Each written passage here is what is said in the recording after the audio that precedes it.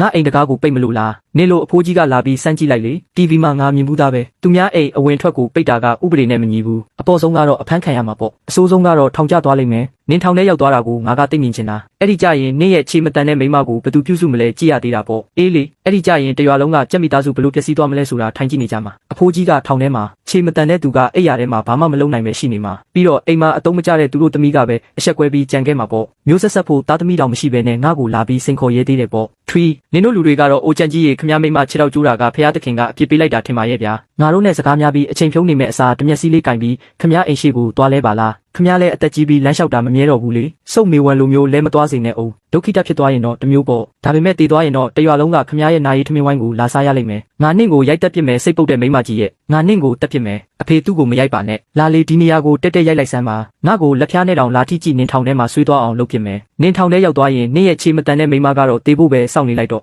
နင့်ရဲ့အတုံးမကျတဲ့သမီးကလည်းတစ်သက်လုံးတယောက်တည်းဖြတ်တန်းသွားရလိမ့်မယ်ကြက်မိသားစုရဲ့မျိုးဆက်ကလည်းနင့်စီမာတင်ပြတ်သွားမှာပဲအဖေသမီးကိုယုံမှသူတို့ကိုကောင်းကောင်းကြီးပြန်ပေးဆက်ခိုင်းပါမယ်ကြက်မိသားစုရွာရဲ့ရွာလူကြီးကိုအခုချက်ချင်းကျမစီလာခဲ့ဖို့ပြောလိုက်စမ်းဦးတော်ဆန်းမအောင်နင်ကကိုဘာကောင်းထင်နေလို့လဲနင်လာခိုင်းယုံနဲ့ရွာလူကြီးကရောက်လာလိမ့်မယ်ထင်နေလားဒါကဥပဒေစိုးမိုးတဲ့လူဖွဲ့စည်းဟာလှုပ်လေငါ့ကိုဘယ်လိုပြန်ပေးဆက်ခိုင်းမလဲဆိုတာကြည့်ရသေးတာပေါ့အားလုံးကြားတယ်မဟုတ်လားသူကငါ့ကိုပြန်ပေးဆက်ခိုင်းမယ်ပြောတာနော်ငါစောင့်နေမယ်သူငါ့ကိုဘာလုပ်နိုင်မလဲကြည့်ရသေးတာပေါ့ငါ့ကိုလက်ဖျားနဲ့တစ်ချက်လောက်တို့ကြည့်လိုက်ရင်နင်တို့မိသားစုတစ်ခုလုံးကိုနောင်တရစေရမယ်လူဖန်းနေအခုဘာလုပ်နေတာလဲအဲ့ဒါကြည့်လိုက်ဦးရွာလူကြီးကတကယ်ကြီးရောက်လာတာပဲသူကန်ကောင်းသွားတာပါရွာလူကြီးလိုအရေးကြီးတဲ့သူကသူခေါ်ယုံနဲ့အပြေးလွှားရောက်လာမှာမဟုတ်ပါဘူးလူကြီးမင်းရောက်လာတာတော်သေးတာပေါ့ခမည်းမြတ်တဆုံးဖြတ်ပေးရမယ်နော်ကြံ့ကောကကျမတို့အိမ်တကားကိုပိတ်ပြီးကျမကိုဖက်နဲ့ရိုက်မယ်လို့ပြောနေတာတရားမျှတမှုဆိုတာမရှိတော့ဘူးလားကျမကကိုယ့်အိမ်မှာကိုအေးဆေးဆေးနေနေတာပါကျမကဘာဖြစ်လုပ်ခဲ့လို့ဒီလိုခံရတာလဲကြက်မိသားစုရွာကစံပြရွာဖြစ်တတ်မှတ်ခံရတာနှစ်တော်ကြာပြီမဟုတ်ရင်ကြံ့ချန်ဆောက်လုပ်ရေးကဒီမှာယင်းနှိမ့်မြုံနှံမှုစဉ်းစားမှာမဟုတ်ဘူးကြံ့ကိုခမည်းတော်မိသားစုကတရက်ချတစ်ခါပြဿနာရှာနေတာပဲကျုပ်ကယင်းနှိမ့်မြုံနှံမှုလုပ်ငန်းကိုဘယ်လိုရှေ့ဆက်လုပ်ရမလဲ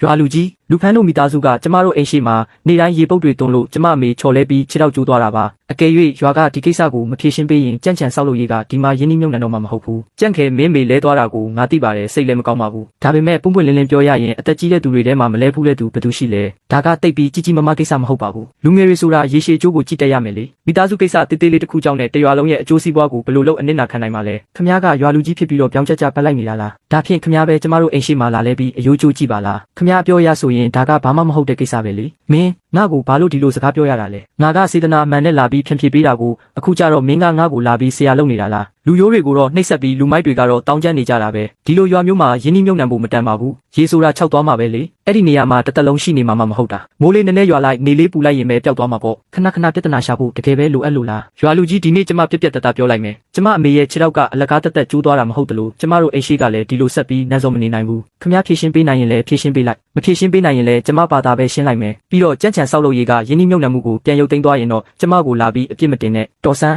မင်းလိုကေမလေးကအခုငါ့ကိုလာပြီးချင်းချောက်နေတာလားမင်းကိုမင်းကြံ့ချန်ဆောက်လုပ်ရေးရဲ့ပိုင်ရှင်ထင်နေလို့လားဟွန်းမင်းတို့ရဲ့အသေးအဖွဲရံပွဲကိုလိုက်ပြီးဖြန့်ဖြေပေးဖို့ငါမှအချိန်မရှိဘူးမင်းတို့ဘာသာမင်းတို့ပဲရှင်းကြမင်းငါတို့ကိုဘာလုပ်နိုင်မလဲဆိုတာစောင့်ကြည့်ရသေးတာပေါ့